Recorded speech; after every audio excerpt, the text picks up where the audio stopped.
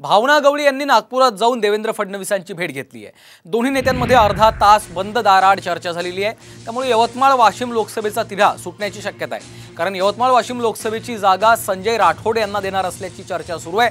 दुसरीकडे भावना गवळी यांनी देखील लोकसभेवर दावा केलेला आहे, त्यामुळे या भेटीत लोकसभेचा तिढा सुटण्याची शक्यता आहे। पुन्हा एकदा उमेदवारी मिळावी यासाठी भावना गवळी प्रयत्नशील आहेत। गेल्या काही दिवसांपासून यवतमाळ वाशिम लोकसभा मतदारसंघामधून संजय राठोड यांची वर्णी लागू शकते, त्यांनी देखील त्या जागेवर दावा केलेला होता। त्यामुळे विविध चर्चा सुरू होत्या आणि विद्यमान खासदार असलेल्या भावना गवळी यांनी देखील पुन्हा एकदा आपल्या जागेवर दावा केला असून देवेंद्र फडणवीसांची भेट घेतली।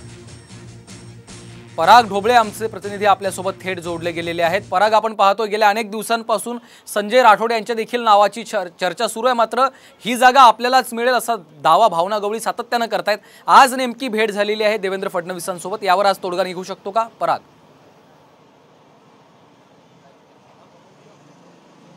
नक्कीच भावना गवळी थोड्याच वेळापूर्वी ज्या होत्या नागपुरातील जे देवेंद्र फडणवीस यांचं जे निवासस्थान आहे धरमपेठ येथील, त्या निवासस्थानी त्यांनी भेट दिलेली आहे।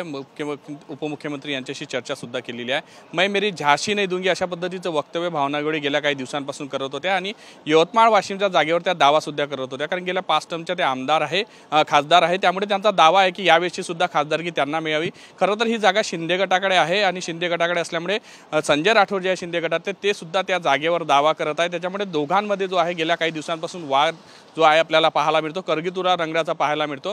खरं तर विशेष म्हणजे बाकी ठिकाणच्या जागा ज्या आहेत त्या डिक्लेअर झाल्या आहेत। 4 तारखेपर्यंत जे आहे नामांकन भरण्याची दुसऱ्या टप्प्याची जी आहे ती तारीख असणार आहे, त्यामुळे लवकरात लवकर हा तिढा सुटावा अशा पद्धतीची चर्चा आहे। आज 1 तारीख आहे आणि उरलेली आता 3 दिवस ज्यामध्ये नामांकन दुसऱ्या टप्प्यात भरलं जाणार आहे, त्यामुळे वाशिम आणि यवतमाळ या जागेचं नेमकं कोणाला जाणार आहे हे अजूनही स्पष्ट झालेलं नाही। यासाठी जे आहे भावना गवळी यांनी खरं तर उपमुख्यमंत्री निश्चितच, त्यामुळे पराग आपण पाहतोय आज या बैठकीमध्ये काय तोडगा निघतो हे पाहणं महत्त्वाचं आहे। धन्यवाद या सविस्तर माहितीसाठी।